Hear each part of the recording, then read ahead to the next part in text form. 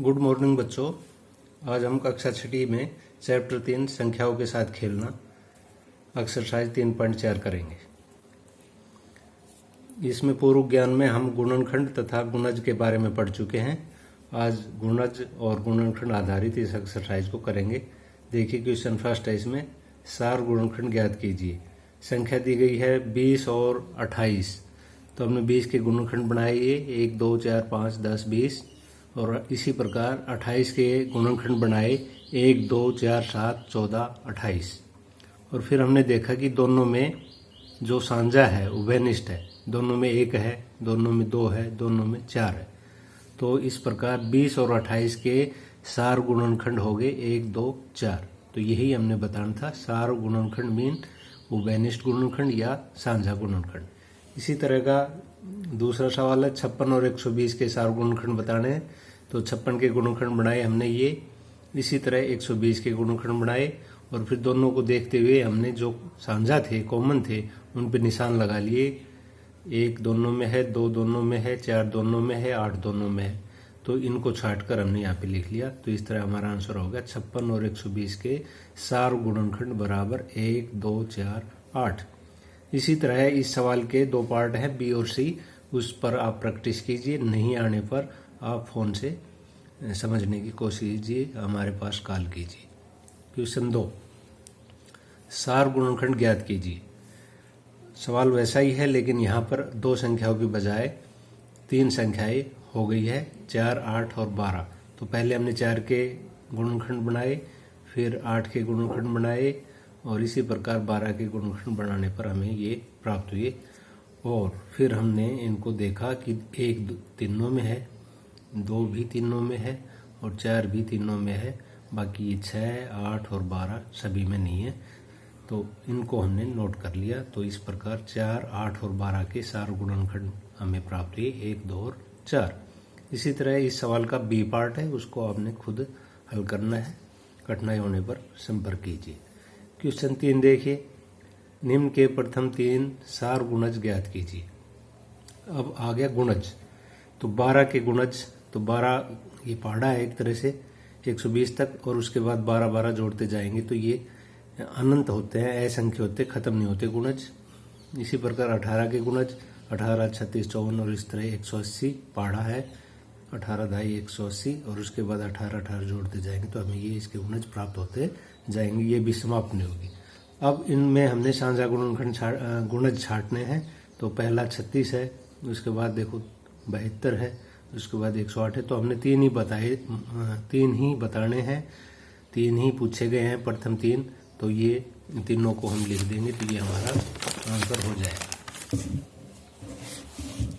देखिए 12 और 18 के प्रथम 3 सार गुणज हो गए 36, 72 और 108। इसका ए पार्ट बचा हुआ है, पार्ट इस क्वेश्चन 3 का, उसको आप खुद करने की कोशिश कीजिए। क्वेश्चन 4 देखिए, 100 से छोटी ऐसी सभी संख्याएं लिखिए जो 3 और 4 के सार गुणज है। तो 100 से छोटी 3 के गुणज, 3 का पहाड़ा चलता गया और लास्ट में फिर हम 3 3 जोड़ते गए और लास्ट में ये 99 आ गया हमारे पास 100 से छोटे तक। इसी प्रकार 4 के गुणज, 4 का पहाड़ा लिखा हमने 40 तक, उसके बाद 4 4 जोड़ते गए और लास्ट में हमें 96 मिला। अब इनको हमने इनमें जो दोनों में है उन पे राउंड लगाया। तो 12 था दोनों में, फिर 24 था दोनों में, फिर 36 था दोनों में, 84 था दोनों में। तो जो दोनों में है उनको उन पर राउंड लगा लिया और हमने यहाँ पे लिख दिया। तो ये 100 से छोटे 3 और 4 के सार गुणनखंड हैं। तो 12, 24, सॉरी सार गुणनखंड नहीं है, ये सार गुणज है, सार गुणज। इस तरह क्वेश्चन 5 देखिए आप, अभाज्य संख्याएं। तो पहले परिभाषा पता हो हमें, वे संख्याएं जिनमें केवल एक ही सार गुणनखंड होता है अभाज्य संख्याएं कहलाती है। यानी वे संख्याएं जब हम उनके गुणनखंड करें और जब साझा गुणनखंड करें देखें तो उनमें केवल एक ही मिले तो वो कहलाती है अभाज्य संख्याएं। तो इसके ऊपर आधारित ये क्वेश्चन है 5 और इसका ए भाग। इसमें 18 और 35 के बारे में हमने बताना है कि ये अभाज्य संख्या है या नहीं। तो हमने देखा 18 के गुणनखंड थे 1, 2, 3, 6, 9, 18। इसी तरह 35 के गुणनखंड है 1, 5, 7, 35। हमने जो सांझा थे वो देखे तो एक ही था केवल, तो इन दोनों का सार गुणनखंड एक है, अतः 18 और 35 सहअभाज्य संख्याएं हैं। इसी तरह इसका सी पार्ट है, उसमें भी पूछा है कि क्या 30 और 415 सहअभाज्य संख्याएं हैं। तो उसके लिए हम 30 के गुणनखंड लिखते हैं, तो हमने ये 30 के गुणनखंड लिख दिए और यहाँ पर 415 के गुणनखंड लिख दिए। और फिर हमने देखा कि एक दोनों में है, 5 भी दोनों में है, तो इसके सार गुणनखंड हुए 1 और 5। अतः 30 और 415 सहअभाज्य संख्या नहीं है, क्योंकि इसमें एक के अलावा ये 5 भी दोनों का साझा गुणनखंड है। ई पार्ट देखिए इसका, इसी सवाल का ई पार्ट है ये। इसमें आप देख रहे हैं 216 और 215 सहअभाज्य संख्या है या नहीं। तो इसी तरह हमने 216 के गुणनखंड किए और 215 के गुणनखंड किए और फिर उनमें देखा कि साझा कौन कौन से। तो केवल एक ही साझा मिला, तो क्योंकि 216 और 215 का सार गुणनखंड केवल एक है, अतः 216 और 215 सहअभाज्य संख्याएं है। तो ये 5वें सवाल के पार्ट बी, पार्ट डी और पार्ट एफ आपसे हम करेंगे और कठिनाई आने पर हमसे संपर्क करेंगे। छठा क्वेश्चन देखिए, इसके स्टेटमेंट पढ़ते बुक से।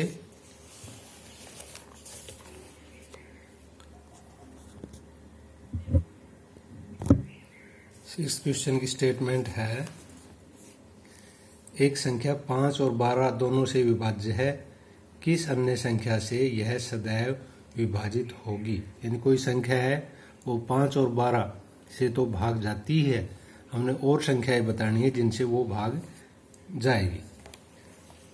तो देखिए इसमें 6 में 5 और 12 दोनों से विभाज्य संख्या है, वो इनका गुणनफल है 5 गुणा 12 बराबर 60। तो 60 ऐसी संख्या है जो 5 और 12 से भाग जाती है। अब 60 और किन किन संख्याओं से भाग जाएगी, तो हमने 60 के गुणनखंड किए और ये गुणनखंड इसके आए, तो उनसे हमें पता चला कि ये 5 और 12 के अलावा 1, 2, 3, 6, 10, 20, 30 और 60 से भी भाग जाएगी। इसी प्रकार से 7वें क्वेश्चन की स्टेटमेंट देखिए, एक संख्या 12 से विभाज्य है और कौन सी संख्याएं हैं जिनसे यह संख्या विभाज्य होगी। कोई भी कोई संख्या है उसको जब भाग किया जाता है 12 से तो पूरा भाग जाता है। हमने बताना यदि वो 12 से भाग जाती है तो 12 के अलावा वह किन किन संख्याओं से भाग जाएगी। तो इसमें हमने क्या किया, हमने 12 के गुणनखंड किए और 12 के गुणनखंड है 1, 2, 3, 4, 6, 12। तो यदि कोई संख्या 12 से भाग जाती है तो इसके जो ये गुणनखंड है इनसे भी भाग जाएगी। अतः संख्या 12 निम्न संख्याओं से विभाज्य है 12 के अलावा 1, 2, 3, 4, 6। तो आज की वीडियो में इतना ही बच्चों। नेक्स्ट वीडियो में आगे देखते हैं अगली एक्सरसाइज। धन्यवाद।